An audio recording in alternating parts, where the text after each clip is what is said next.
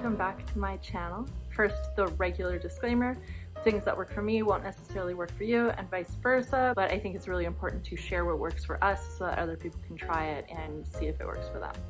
Fibromyalgia is such a weird disorder that it's hard to figure out what's going on, and so I'm going to share what works for me, and I'd love it if you drop what works for you in the comments. Thank you to those of you who have already started doing that. So today I want to share the number one thing that I believe has helped me through my fibromyalgia journey. Some of you might be in the place where you're not ready to start this, and I completely understand that, but if you are, I encourage you to try. Number one thing, and you might turn this off as soon as I say this. I don't blame you, but hear me out, okay? The number one thing that has worked for me is exercise. Exercise can look different for everybody, right? As I said in a previous video, you don't have to run a full marathon and have that count as, you know, your exercise of the day. A walk around the block, maybe a few even steps in place, maybe a few stretches. It all counts. Comparison is the thief of joy, and we need to make sure that we're not comparing ourselves to other people. So I think it's really important to just get out there and do your best and do what you can. A couple of years after I moved into the city, I started working with an opera company that also has kind of mandatory ballet classes just over the summer, and honestly, taking those ballet classes was the start of something really great for me. I am not graceful, I am a curvy woman, and yet I could pick up the moves really well, and I really understood what was going on, and I was able to get in tune with my body in a way that I hadn't really been in tune before. And I could feel that it was helping me. I would go to the ballet studio after a long hour day working as a tea barista, of all things, on my feet. My legs would be in so much pain, and yet when I started actually stretching and doing the ballet, it actually really helped the pain a lot. That was the start of everything. Eventually that fell through, we stopped kind of doing classes, and life circumstances happened. I ended up about 6 years ago being pretty depressed, very overweight, and I knew something had to change. A friend of mine told me about a really great program called Piyo. Now, this is a Beachbody product. I'm not pushing product on you. There are so many different ways that you can find free workouts right now, especially as we're mostly on lockdown. There's a lot of great things that you can find via YouTube. If you reach out to your local gyms, they might have some online classes you can take, but Beachbody is my journey, and that's how I get started, so I have to talk about it, okay? I am technically still a coach, but I am not trying to get your money. So, you know. So I started Piyo, and the very first workout was 20 minutes. Piyo is a program that's basically yoga and Pilates. It's a fusion of yoga and Pilates, and my body hated it. I thought it would be really good because it falls into the same kind of realm as ballet for me in my mind, just kind of stretching, concentrated movement of your body, low impact. So I thought this would be good. My body did not love it. Keep in mind, this was a few years after I was done with the ballet, but my body flared for a couple of days. And as soon as I felt I was able to mentally and physically try again, I did. Another flare. As soon as I was ready again, mentally and physically, I tried again. And I kept going. Eventually I was able to start doing the program every single day. And I started gaining strength, and I started seeing changes in my body that were really exciting for me.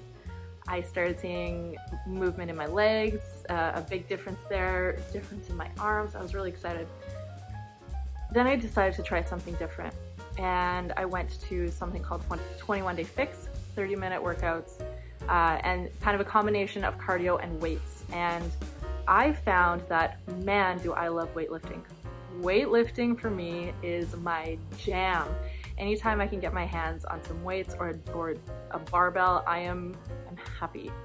I love lifting weights. Don't love cardio. Love weights.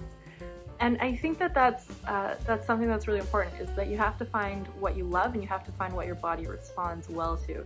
I have since been able to build up enough strength within my body that I am able to work out every single day. And a lot of people will tell me, you know, you have to rest, you have to rest, you have to. I understand that, but my body honestly feels better if I get a workout in the day. And a workout, like I say, it doesn't have to be a big intense thing where you're dripping with sweat.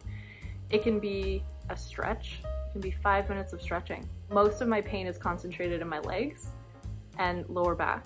And so for me, building strength in my legs is very important to me. And I make sure that I do now a combination of everything: cardio, weightlifting, different types of strength training, body weight training.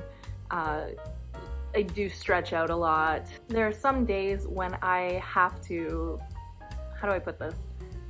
I'll say give in to the pain. There are some days when I don't have the mental strength or the energy to, move further than from my bed to the couch, and I basically stay there all day, and that's my day. And I have to be okay with that. That's fine. But for me personally, and I think it's important for most people with fibromyalgia, I think that on days when we are feeling good, I think it's important for us to get out and get moving. Again, that can look any way, shape, or form. It doesn't have to be strenuous. Keep it low impact. Low impact is key. Swimming is one of the best things you can do for fibromyalgia because you're suspended, in the water. Yoga, stretching, some ballet stuff, anything just to get your heart rate a little bit elevated. It will help. I am 99% sure of it. There may be odd cases where it's not the right thing for you to do. Every healthcare professional that I have talked to since I started working out has told me that that is the best option, the best thing that you can do for your body. Other people that I know with fibromyalgia that I've encouraged to start working out who have noticed a difference. And so that's why I'm coming to you to say that this is the number one best thing that I have done to improve my quality of life while living with fibromyalgia. If you have any questions about my journey, if you have any questions about how to start working out, how to find some videos that will help, anything like that, drop a comment below. I want to know what you think for you is the number one thing that you've done for your own journey.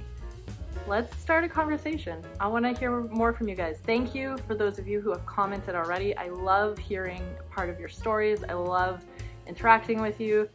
Give me a like, please, subscribe, and I'm hoping to come at you next week with 2 videos. I'm so sorry this video was late this week. My computer crashed earlier this week. Had to get a brand new computer. It was a whole saga. I'm not going to bore you with that, but facts. Talk to you soon. Let me know if you have any questions. Make it a great day. Bye.